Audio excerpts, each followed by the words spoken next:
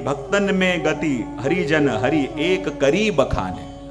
અને જીવની દશા કેવી થઈ જાય, ભક્તોમાં મતી રહે, ભક્તોમાં રતી રહે, અને ભક્ત અને ભગવાન બંનેને એક સમાન જાણે. જ્યારે ભગવદીયનો પણ કોઈ અપરાધ થાય તો એવો જ અનુભવ થાય કે મારાથી આજે પ્રભુનો અપરાધ થયો છે. ભગવદીને લેશ પીડા થાય તે માનવાનું આજે મેં મારા કારણે પ્રભુને પીડા આપી છે. ત્યારે માનવાનું કે આ સાચા અર્થમાં પ્રભુએ આપણને પોતાના જાણ્યા અને એવી રીતે સ્વાગત કર્યું. અને આવીને કુંમનદાસજીએ કહ્યું કે જો કૃષ્ણદાસજી, આ બધા વૈષ્ણવ આવ્યા છે અને પુષ્ટિ માર્ગના રહસ્યને જાણવા માંગે છે. કૃષ્ણદાસજી હાથ જોડ્યા, કૃપાનાથ કુંમનદાસજી આપ, અને આપ આવીને મને આવું કહો કેમ ઠીક લાગે? આપના જેવી કૃપા તો શ્રીજીની ઓર કોની ઉપર હોઈ શકે? તો હું આપની સામે હું શું કહું? કુંમનદાસજી કહે છે કે ના, મારી ઈચ્છા છે કે આપ કંઈક કહો, આપ કંઈક વર્ણન કરો.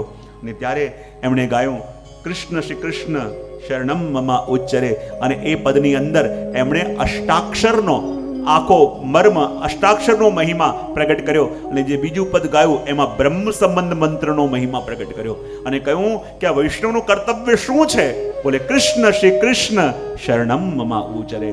પદનું શ્રવણ આપણે કરીએ અને પછી અહીંયા કૃષ્ણદાસજી કહે છે કે જુઓ, વૈષ્ણવથી બીજું કંઈ કદાચ થાય કે ન થાય, પણ વૈષ્ણવ એ જ કહેવાય કે જેના મુખમાં અહર્નિશ અષ્ટાક્ષરનું સ્મરણ થતું હોય, અષ્ટાક્ષરનું રટન થતું હોય. કારણ કે આ અષ્ટાક્ષર મંત્ર શું છે?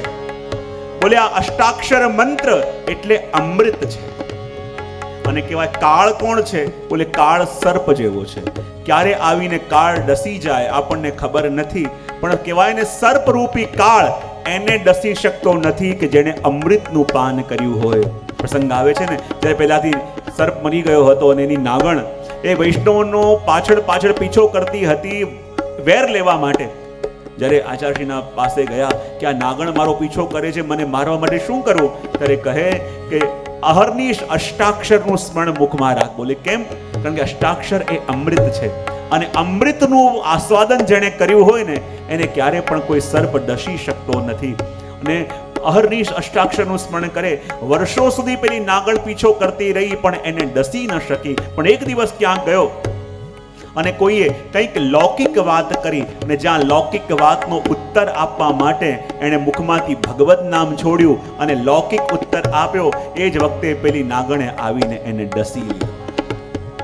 હું ઘણી વાર કહેતો હોઉં ને, તમે હાઈવે પર જતા હો ઇન્ડિયામાં તો ત્યાં બોર્ડ લાગેલા હોય કે સાવધાની હટી દુર્ઘટના ઘટી. અને કહેવાય જીવનમાં જ્યારે જ્યારે પણ કોઈ દુર્ઘટના ઘટે છે, ક્યારે ઘટે છે? કે જ્યારે આપણી સાવધાની એ ભગવત નામમાંથી હટે છે. અને ભગવત નામ શું છે? એ અષ્ટાક્ષર શું છે? એ અષ્ટાક્ષર અમૃત છે. અને અમૃતનું પાન સતત કરતા રહેશો તો કાળરૂપી સર્પ તમને ક્યારે પણ પીડિત નહીં કરી શકે. અને આ અષ્ટાક્ષરનું સ્મરણ નિત્ય કેમ કરવાનું? કોઈ સંસ્કૃત સાહિત્યકારોએ બહુ સુંદર વાત કરી કે આપણું મન કેવું છે? બોલે પેલા માકડા જેવું વાંદરું હોય ને, એક જગ્યાએ ન એક ડાલીમાંથી બીજા ડાલીમાં, બીજીથી ત્રીજી ડાલીમાં. તો આપણું મન પણ એવું છે કે નહીં? એક વિચારની ડાળમાંથી બીજી વિચારની ડાળમાં, બીજામાંથી ત્રીજામાં. એવું મન છે કે નહીં? અને એવું ચંચળ માકડા જેવું એ આપણું મન કે જે ક્યાંય સ્થિર ન થાય. હવે એવા ચંચળ મનને કોઈ મદિરા પીવડાવી દે તો એની શું દશા થાય? એવા ચંચળ વાંદરાને કે જે એક જગ્યાએ સ્થિર બેસી ન શકે, કોઈ મદિરા પીવડાવી દે તો એની દશા શું થાય? કંટ્રોલ મારે? હા કે ના તો પાડો. અને એટલું પણ ઓછું હતું, એક તો એવું ચંચળ પેલું વાનર, એને મદિરા પીધી, અને એટલું પણ ઓછું હતું ત્યાં એને એક ભૂત વળગ્યું. અને ભૂત વળગે પછી એની ચંચળતા કંટ્રોલમાં આવે? હા કે ના તો પાડો. અને એવી ચંચળતા આવી અને એટલું પણ ઓછું હતું ત્યાં એક વીછી આવીને એને ડંખ માર્યો. અને વીછીએ ડંખ માર્યો પછી એ વાનરની શું દશા થાય? કોઈ પણ રીતે ક્યારે પણ કંટ્રોલમાં આવે? એટલે જેવી દશા પેલા વાનરની થાય ને એવી દશા આજે આપણા મનની છે. એક તો એવું ચંચળ એ મન, અને ઉપરથી લૌકિક વિષયોની મદિરા એને પીવડાવી, ઓર બેફામ બન્યું, ઓર કંટ્રોલ બહાર ગયું. અને એટલું પણ ઓછું હતું ત્યાં બીજાને જોઈને એના જેવા થવાનું ભૂત વળગ્યું. બીજાના સુખને જોઈને એના જેવા થવાનું ભૂત વળગ્યું. એટલે ચંચળતા ઓર વધી. અને એટલું પણ ઓછું હતું ત્યાં બીજાના સુખને જોઈને ઈર્ષાનો વીછી એને ડંખ્યો.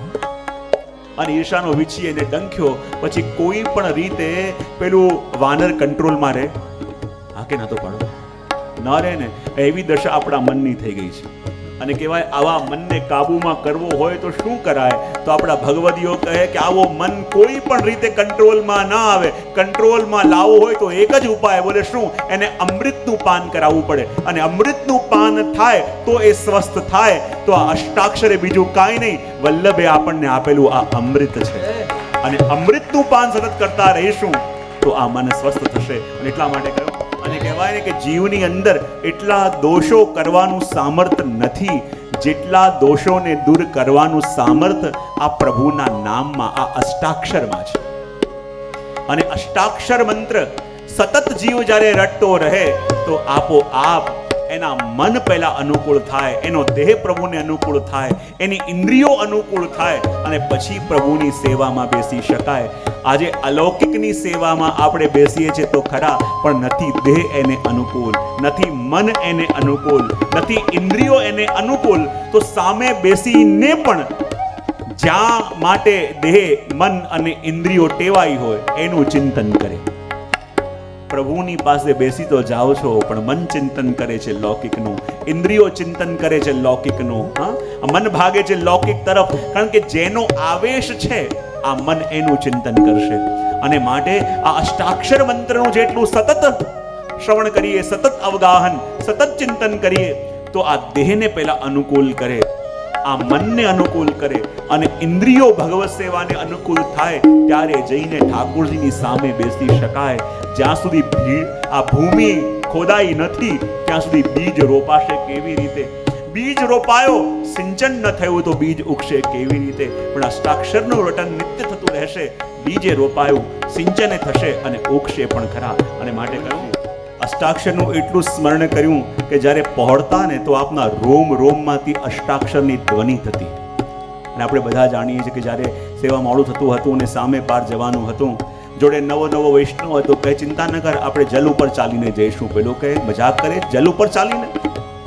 અને જ્યાં ચાચાજીએ કહ્યું કે જો મારી પાછળ પાછળ આવે છે તો જ્યાં હું પગ મૂકું ને ત્યાં પગ મૂકજે, આડો ન જતો. બોલે ઠીક છે. અને જ્યાં જ્યાં ચાચાજી પોતાના ચરણ પધરાવે અને બરાબર પગલા ને પગલે એ પાછળ આવેલો વૈષ્ણવ ચાલતો હતો અને બરાબર જલમાં મધ્યમાં આવ્યા અને પેલા વૈષ્ણવને સંભળાયું કે આ તો અષ્ટાક્ષર બોલે છે.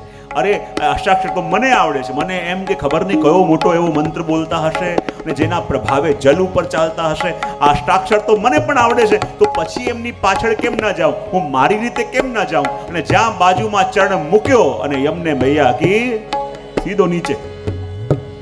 ચાચાજી હાથ પકડી અને બહાર કાઢ્યો, અને બહાર કાઢ્યો અને કહ્યું કે મેં તને કહ્યું હતું કે જ્યાં જ્યાં હું પગ મૂકું મારી પાછળ પાછળ આવજે, તો પછી અલગ કેમ ગયો? એક વસ્તુ મને સમજાઈ નહીં. બોલે શું? જે અષ્ટાક્ષર મંત્ર તમે બોલો છો એ જ હું બોલતો હતો, તો તમે બોલ્યા ત્યારે જલ ઉપર તર્યા અને હું બોલ્યો તો કેમ ડૂબ્યો? ત્યારે ચાચાજી એટલું જ બોલ્યા કે મેરી તો સુન લી હૈ, તેરી અબ સુનેંગે. મારું તો સાંભળી લીધું છે, તારું હવે સાંભળશે. બોલે કેમ? બોલે તે એ મંત્રને ખાલી કંઠસ્થ કર્યો છે, પણ મેં એ મંત્રને હૃદયસ્થ કર્યો છે. જ્યારે હૃદયસ્થ થાય ત્યારે મંત્ર કરવો ન પડે, રોમ રોમ એના વિના રહી ન શકે. અને રોમ રોમમાંથી એ અષ્ટાક્ષરની ધ્વનિ થતી જ્યારે ચાચાજી બિરાજતા. અને જ્યારે એવું થાય ત્યારે એટલે તો કહ્યું, બોલે આ પ્રભુનું નામ એવું છે કે જે લક્ષ્મીજી અને કહેવાય ને મોટા મોટા દેવતાઓ એ બધા રટે છે, અને એક ક્ષણ પણ મુક્તિ એ મંત્ર એ નામને મુકતા નથી.